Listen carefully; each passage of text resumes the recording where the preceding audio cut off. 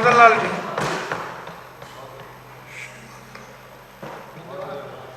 अध्यक्ष महोदय, आपने मुझे इस विषय पर बोलने का मौका दिया। 1966 से 1990 तक दिल्ली की इस विधानसभा का स्वरूप कुछ और था। तब वहाँ दिल्ली मेट्रोपॉलिटन काउंसिल हुआ करती थी और दिल्ली मेट्रोपॉलिटन काउंसिल के पास अधिकार था केवल एडवाइस करने का, जिस काउंसिल को हेड करते थे चीफ एग्जीक्यूटिव काउंसिल। एडवाइस करनी होती थी एलजी को और एलजी ही एडमिनिस्ट्रेटिव पावर का इस्तेमाल कर सकते थे। उस समय की परिस्थितियों को देखते हुए और दिल्ली के स्वरूप को देखते हुए, जो एक बार नेशनल कैपिटल टेरिटरी भी है, तत्कालीन सरकार ने दिल्ली के चुने हुए लोगों की सरकार को और ज़्यादा पावर देने के लिए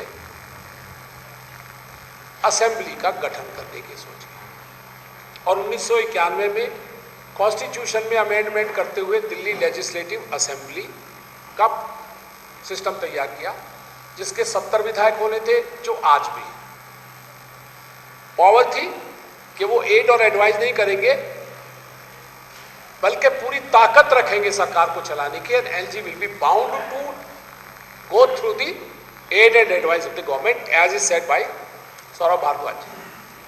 2018 में कॉन्स्टिट्यूशनल बेंच सुप्रीम कोर्ट की ने बड़ा क्लियरली कहा कि दिल्ली की चुनी हुई सरकार की एड एंड एडवाइस को एलजी मानने के लिए बाध्य है और दोनों आपस में मिलकर हार्मोनियसली काम करेंगे।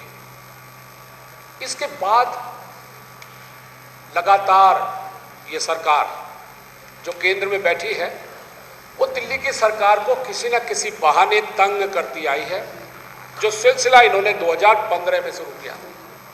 2015 में एक बहुत बड़ा मैंडेट आम आदमी पार्टी सरकार को मिला था, जिन्होंने आते ही, अगर आपको याद दिला दूं मैं, विनोद नाम का एक कांस्टेबल जो शराब माफिया से, यहां शुरू होती है ब्यूरोक्रेट्स की अपनी पावर और गवर्नमेंट की अपनी पावर। विनोद नाम का एक सिपाही उन शराबी माफियाओं से लड़ते हुए आया नगर के जंगलों में मारा गया, शहीद हो गया। इससे पहले लोग नॉर्मली सिलाई की मशीन या विडो को कोई हल्का फुल्का चेक देती थी, पर यह दिल्ली की पहली सरकार थी जिस सरकार ने 1 करोड़ रुपए का अनुदान उस सिपाही के परिवार को दिया, क्योंकि उन्हें लगा वो कर्तव्य निष्ठा में उसने जान गंवाई है और वो करप्शन के खिलाफ लड़ा है। ये करप्शन के खिलाफ लड़ने वाली लड़ाई से घबराकर सेंट्रल गवर्नमेंट ने, जैसे अभी सौरभ भाई ने कहा, 2015 में सर्विस खींच ली। एक नोटिफिकेशन के द्वारा चुनी हुई सरकार से सर्विसेज ले ली और ये कहते हुए ले ली कि सर्विसेज पे अब कंट्रोल हमारा रहेगा। ये कॉन्स्टिट्यूशनल अमेंडमेंट नहीं था। इसके बाद ये कानूनी लड़ाई लगातार अब तक जारी है, जो अभी सुप्रीम कोर्ट में चल रही है। इसके बीच में दिल्ली हाई कोर्ट के बाद में चीफ जस्टिस भी रहे, एक्टिंग चीफ जस्टिस थे जस्टिस अर्जन सीकरी जी, सुप्रीम कोर्ट भी गए। उन्होंने अपने डिवीजन बेंच थी 2 जजेस की, उनका हालांकि व्यू इसके अगेंस्ट था, पर उन्होंने कहा कि ये कैसे हो सकता है कि कोई चुनी हुई सरकार के पास अधिकार ही ना हो। और तब उन्होंने कहा था कि 3 सब्जेक्ट को छोड़ के जो 239 AA में है, public order, police and land, इनको छोड़ के दिल्ली की सरकार के पास ये अधिकार हैं और ये अधिकार का ऑनर होना चाहिए।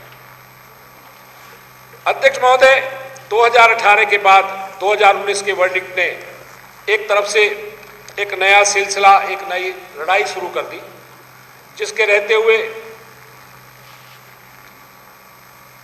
पूरा का पूरा जो सरकारी तंत्र है वो केंद्र सरकार ने दिल्ली की चुनी हुई सरकार से छीन लिया। इसे छीनने के बाद ट्रांसफर ऑफ पोस्टिंग, जो एडमिनिस्ट्रेटिव कंट्रोल है, वो हालांकि पब्लिक के इंटरेस्ट में होना चाहिए, लोगों के इंटरेस्ट को ध्यान में देते हुए, लोगों की काबिलियत और उनके इंटरेस्ट को देख के होना चाहिए। यहाँ सरकार ने कर लिया कि जो उनके हिसाब से काम करेगा वो पोस्टिंग में रहेगा, जो नहीं करेगा वो रास्ता देखेगा। यही कारण था कि लगातार 1 महीना, 2 महीना, 3 महीना में ये ट्रांसफर और पोस्टिंग होती रही और इसी के तहत अफसरों ने अपना रौब झाड़ना शुरू कर दिया। अगर आप देखें तो अमूमन हम यहाँ विधानसभा में बैठे हुए कई बार ऑफिसर्स के जो सर्विस डिपार्टमेंट है, लैंड है, पुलिस है, उसके बारे में कभी कभी हमने क्वेश्चन करने की कोशिश की। वहां से जवाब आता है रिजर्व सब्जेक्ट। मैं कभी कभी अपने आप से पूछता हूं यहां बैठ के कि एलजी को तो तनख्वाह हम देते हैं, ये दिल्ली के लोग देते हैं, दिल्ली की गवर्नमेंट के थ्रू जा रहा है।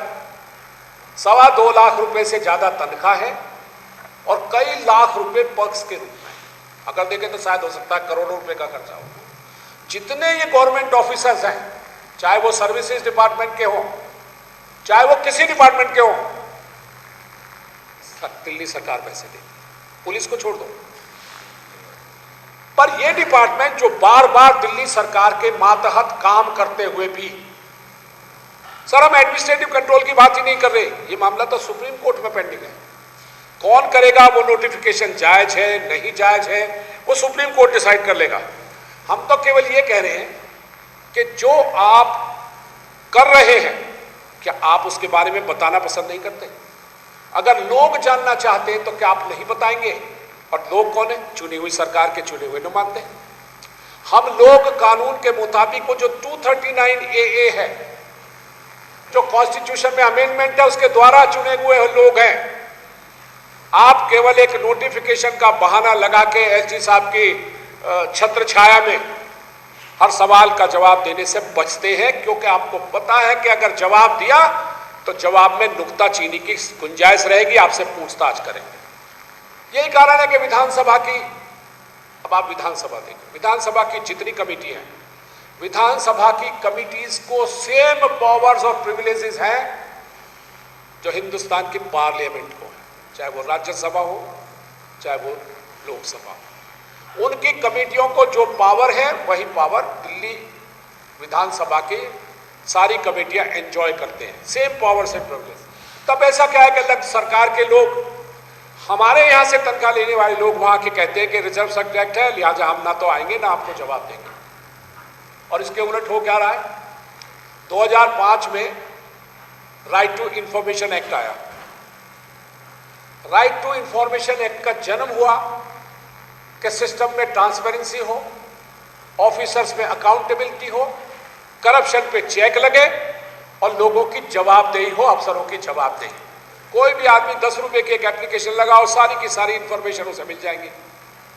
अगर 10 रुपए में किसी सामान्य व्यक्ति को कोई भी सर्विस वाला ऑफिसर, चाहे वो किसी रैंक का हो, कोई ऑफिस हो, अगर वो वहां से इंफॉर्मेशन ले सकता है तो ऐसी क्या दिक्कत है, ऐसी क्या मजबूरी है कि चुने हुए प्रतिनिधि नहीं ले सकते?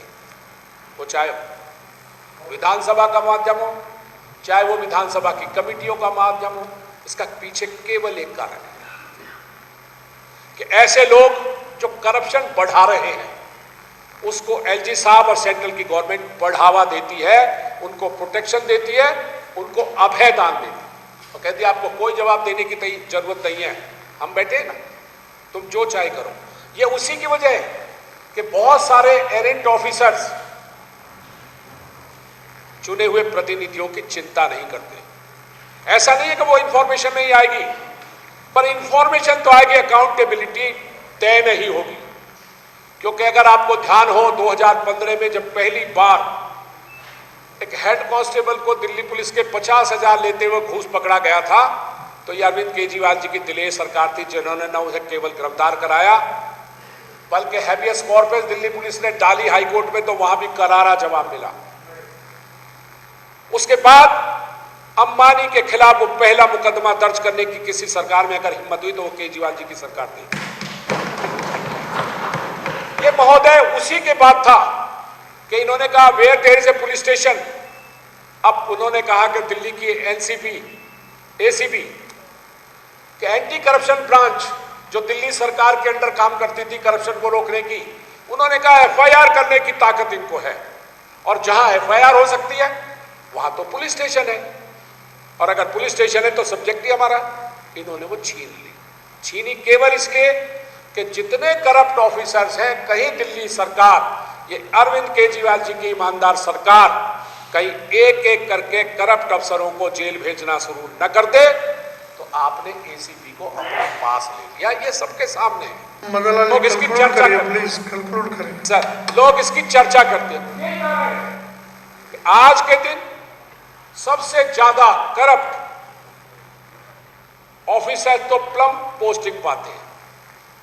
आप एक जगह से बढ़िया जगह से हटे, आपको अगली पोस्टिंग पता चलेगा उससे भी ज्यादा अच्छी मिली है, वहां से हटे तो और ज्यादा मिली है। और बहुत सारे ऐसे अफसर जो दिल्ली सरकार में ईमानदारी से काम कर रहे हैं, वो मोहताज है कि कहीं अच्छी सी जगह नौकरी कर ले जहां वो डिलीवर कर सकते हो, जहां वो लोगों के भले के लिए काम कर सकते हो। सर मैं तो कहता हूं भगवान का शुक्र है जुडिशरी पे इनका कंट्रोल नहीं है, नहीं तो ये जज रोज बदलवाया करते। हर बार जब भी देखते कोई और पकड़वाना उससे पहले जज को बदलते। ये शुक्र है इस देश में जुडिशरी इंडिपेंडेंट है। ये शुक्र है कुछ लोग अब भी ईमानदार हैं जो चाहे महीने भर में ट्रांसफर हो जाते हो पर वो इस बात की कतई परवाह नहीं करते कि उनको कौन सी पोस्टिंग चाहिए। मैं सर एक ही बात कहना चाहता हूं कि आज जो प्रस्ताव सौरभ भारद्वाज जी ने यहां रखा है मैं उससे सहमत हूं, उसका अनुमोदन करता हूं और आपके माध्यम से ये कहना चाहता हूं कि उस सरकार को इस सरकार से सीख लेना चाहिए कि जिस सरकार ने 500 से ज्यादा सरकारी स्कूल नए कर दिए, 20,000 से ज्यादा नए क्लासरूम बना दिए, 200 से ज्यादा टीचर्स को सिंगापुर भेज दिया, 350 से ज्यादा कैम्ब्रिज प्रिंसिपल भेज दिए, जिसके स्कूलों में 99.97 रिजल्ट आ रहा हो, जिसके सरकारी स्कूलों का नाम आज दुनिया में हो रहा हो, उस सरकार को चलाने के बाद भी अगर किसी को संतोष नहीं है, उसको खत्म करना चाहते हैं तो वो भूल जाएं कि ऐसा हो सकता है। क्योंकि यहाँ के टीचर्स, यहाँ के स्टूडेंट्स, यहाँ के लोग, यहाँ की सरकार इसके बारे में बहुत ज्यादा न केवल जागरूक है बल्कि प्रयत्नशील है और लगातार कर्तव्य निष्ठा और ईमानदारी के साथ काम कर रही है। चलिए उनको समझना पड़ेगा, आज नहीं तो कल ये सिस्टम बदलेगा जरूर, क्योंकि जिंदगी में कभी हमेशा के लिए कोई नहीं आया। ऊपर वाली सरकार जरूर बदलेगी, 2024 का इंतजार कर रहे हैं। इन्होंने ऊपर वाली जो सबसे ऊपर है वो जरूर देख रहे हैं। बस 2024 ये कॉर्पोरेशन के अभी के रिजल्ट ने जहां दुर्गेश भाई पिछले भारी बहुमत से जीते हैं। धन्यवाद। और डरा दिया धन्यवाद सर, और डरा दिया है। हो सकता है जल्दी इलेक्शन ना कराएं, पर कोई बात नहीं, आप लोगों के सिस्टम से, हम सब लोगों के सिस्टम से हमें जरूर उम्मीद है कि हम अपनी दिल्ली को और ज्यादा सुंदर, सक्षम। सर वे पीछे बात हो रही थी सैलरी की, दिल्ली में 4,01,000 रुपया पर कैपिटा इनकम है, जो हिंदुस्तान में सेकंड हाईएस्ट है। जहां 4 लाख आम लेबर के, मतलब आप समझो पर कैपिटा इनकम है, वहां आप 12,000 से 30,000। केवल ये दुर्भावना है और जब जब कंस पैदा हुए हैं उनका अंत जरूर है। धन्यवाद सर।